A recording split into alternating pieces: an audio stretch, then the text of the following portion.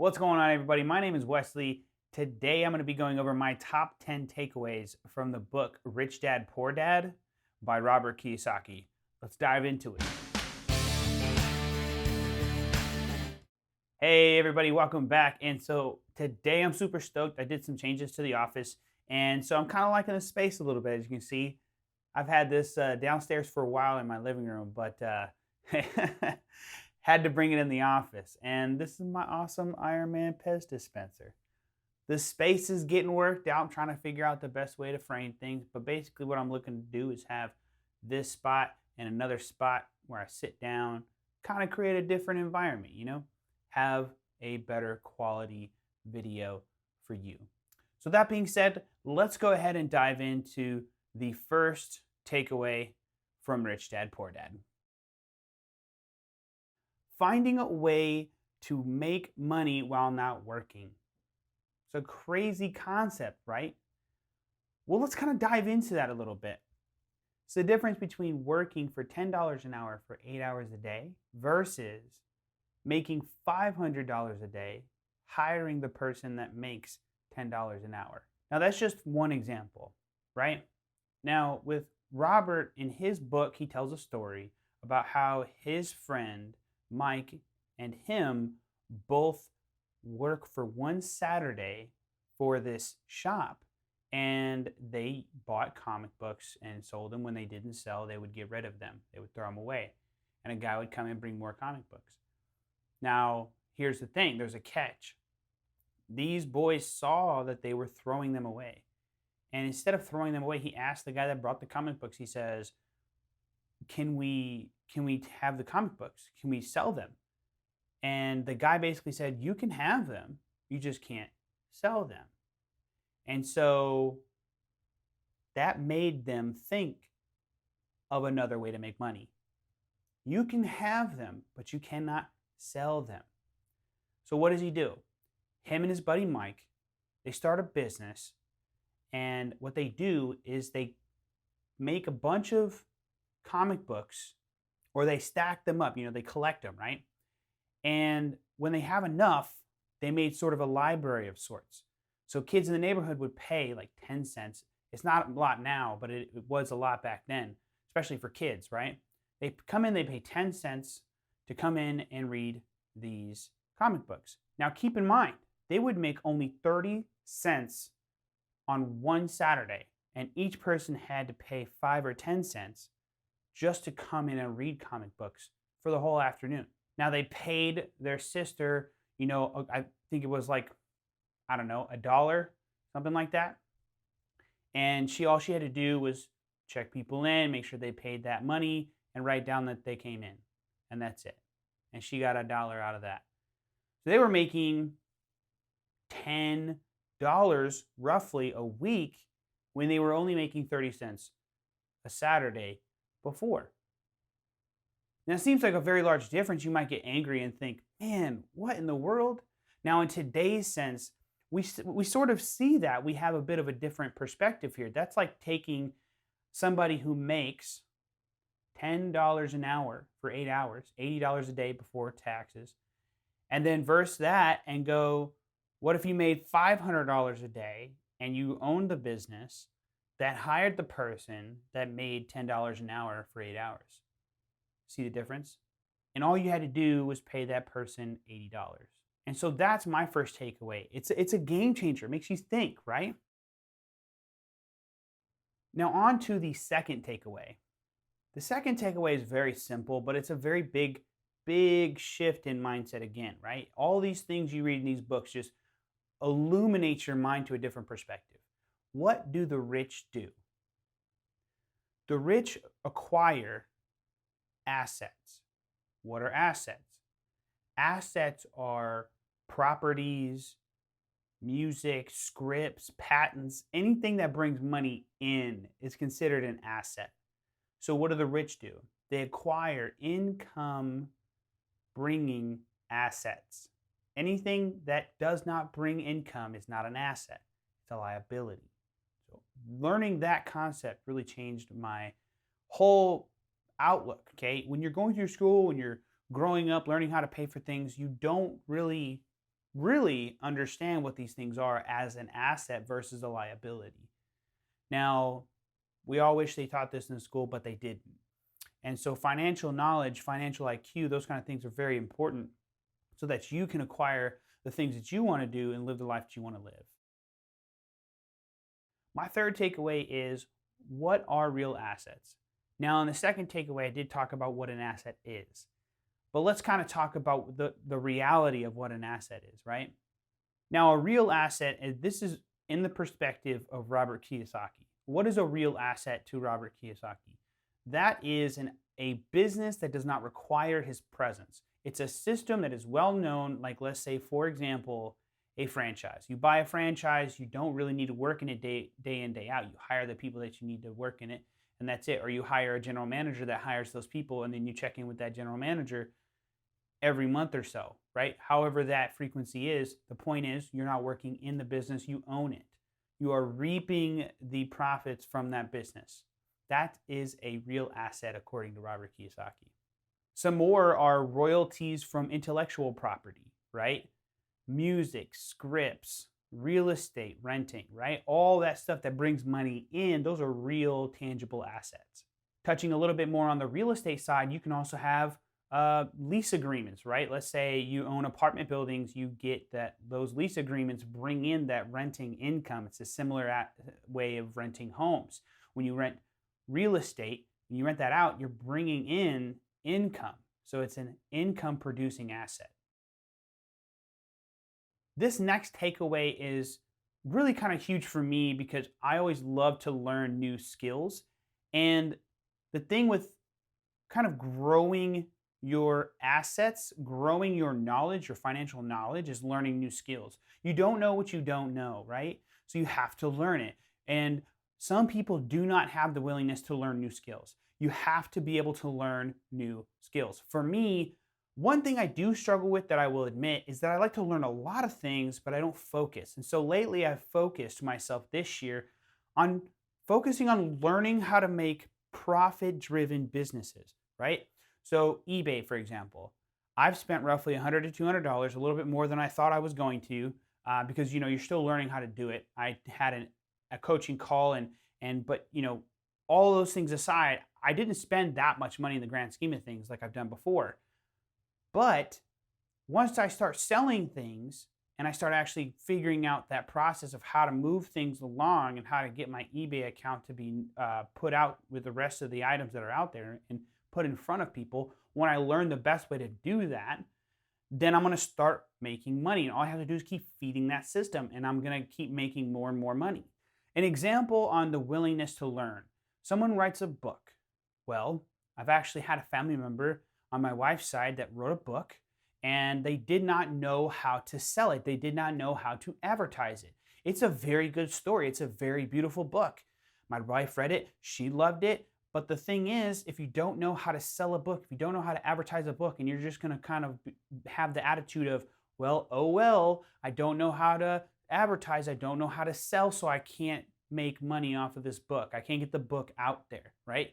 Well, you can't think that way. You have to find a way. You have to learn. There's resources on the internet. There's books. There's a lot of things out there. You just have to devote yourself and study and learn. It's going to take some upfront costs, yes, always, like buying books or learning with courses online. But you can learn how to do something you don't know how to do. This next takeaway is about paying yourself first mentality. Now, how do you do that? Now, it's easier in a 2-income household. It can be done in a 1-income household. It just takes a different shift in your thought process, your perspective, your mindset. And so in my household, what we did was we have 2 incomes and there's some debt to be paid. So we focused on paying that debt, but we also realized, well, we also want to pay ourselves too. How do we do that? Well, we focus on paying that debt off, right? So that we can pay ourselves, because that interest is going to take more from us than the ability for us to be able to actually pay ourselves first. So that concept is something I'm personally still learning, but again, it's another takeaway that I've gotten, is because you do need to pay yourself. You do need to have ability to invest, the ability to find ways to make more money. And so does that mean you have to spend all your money on paying off debt? Well, that could be an avenue. Some would disagree. One thing I will say is I'm still learning this year, but one thing I do know is paying off debt will allow for you to have more income for investment opportunities. On to the next takeaway, self-discipline. Now, self-discipline kind of plays off of the previous takeaway, right? When you're trying to change your mindset and you're trying to pay yourself first, you have to have discipline. What does that mean? Well, when you're going to buy something like I was going to today, I was like, ooh, there's this nice new gadget for my phone, right? I can take my phone, my iPhone, and I can put like an ND filter thing, and I can have like this awesome case, right? And I can have a grip. And then what if I don't need to have my camera with me all the time? I can make videos wherever I'm at. That would be cool. Ooh, what about a stabilizer? What about the DJI Osmos or whatever it's called 3, right? Osmos. Or the point is, I was thinking about buying those. I was at the checkout page, and then I stopped myself and I thought, these won't make me more money. These cannot be paid because I do not have any income bringing assets that can pay for those. I don't. Because what I have right now is paying for debt so that I can reinvest in myself and continue to pay things off. That's the goal this year, is to pay. So I can't do that if I don't have self-discipline. So I use self-discipline to not buy those things and not take away from my goal of paying off $60,000 in debt. So just keep thinking about that. How can I afford this? It's by bringing income building assets so that you can afford the lifestyle you want to have. That brings us into our next takeaway, is buying luxuries with income bringing assets, right? I just was talking about that. And you cannot have things that you want to have building up debt. It just doesn't make sense. Consumer debt doesn't make sense. You are literally paying someone else to have a lifestyle that you want to have. The minute you lose your job, you lose the ability to pay for these things that are considered assets, a home, a car, whatever have you, right? So I've even considered selling my car that has a car note and saving up cash because I don't live far. And my wife and I can share one vehicle again like we had done before, and then buy a car in cash. And now I'm saving $300 a month on a car note that I didn't have to pay for, or that I don't have to pay for anymore. You know what I mean? So it's just, how can I continue to lower my liabilities and build my assets?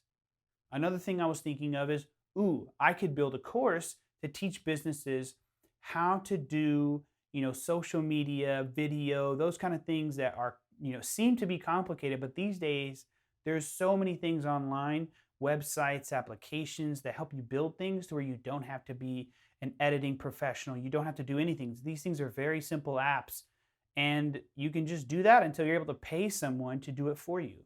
That's the point. Some people are not willing to change their mindset and think, I own a business. I'm not going to do that. I'm not going to take the time.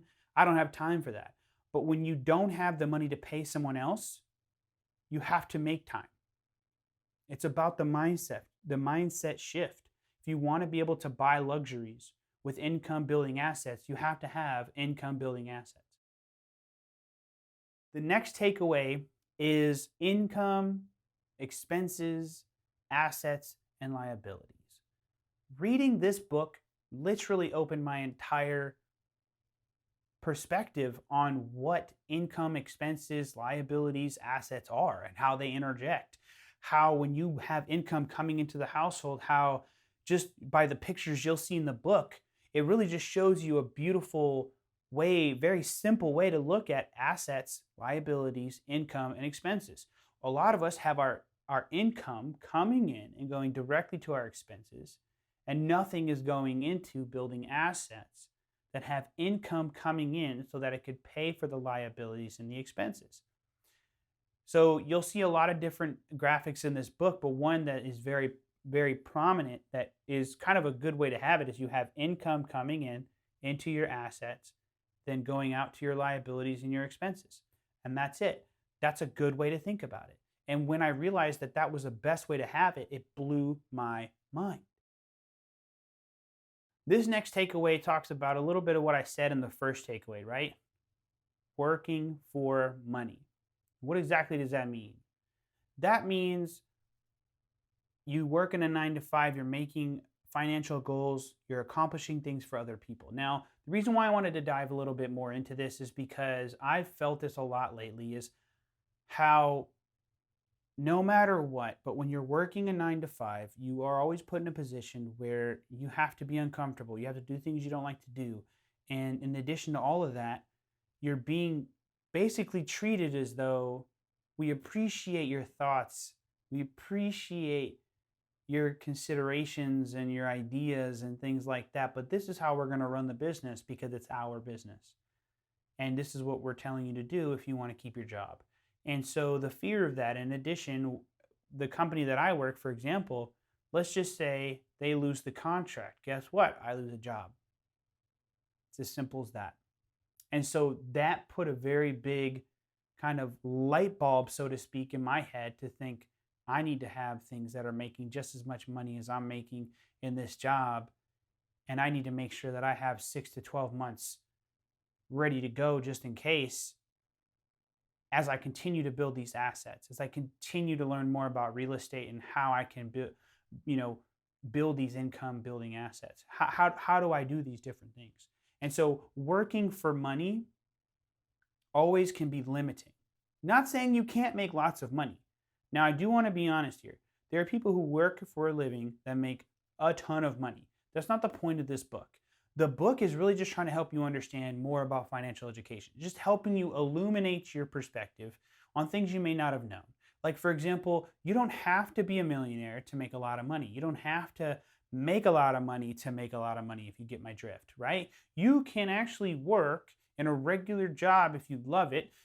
Some people love to be electricians, some people love to be general contractors, some people love these types of things, right? There's different things that people love to be: scientists, philosophers, all those different types of things. They love that. It may not make them tons and tons of money like they would love to, but what if they have other ways to make money outside of what they do every day, right? What if they have investments? What if they have real estate? What if they have franchises? All these different things are income building assets, right? So you can do that while you're working a regular job. The book just tries to teach you that there's ways that you can live your life without needing to work for someone else and accomplish their goals so that you can accomplish yours. I really enjoyed the book. This last takeaway for me is pretty simple. Take action. When you read this book, when you're done with it, it's going to basically tell you to take action at the end of the book, right? What does that mean?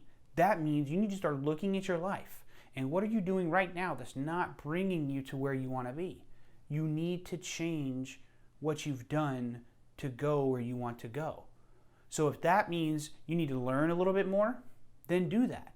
If that means you need to take a course on how to do something so that you can build an income building asset, then you need to do that, right? If that means taking courses, if that means going to a conference, paying for a mentor or whatever have you so that you can learn how to build assets, then do that, right? Everybody learns differently. So when you take this book, take it with a grain of salt, because you're going to see things from a different perspective. You were raised a specific way. You were brought up a specific way with certain pieces of knowledge.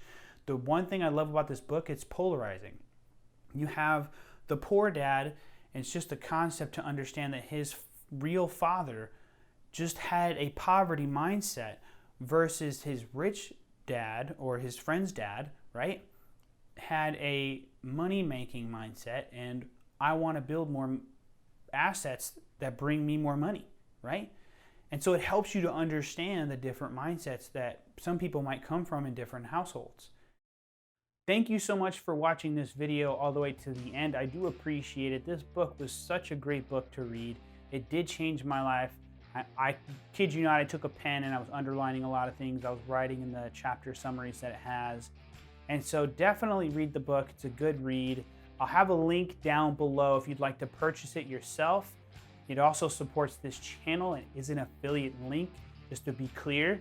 And so I would definitely appreciate that if you'd like to buy it. I believe it's only like 10, 12 bucks or something like that. It's definitely affordable.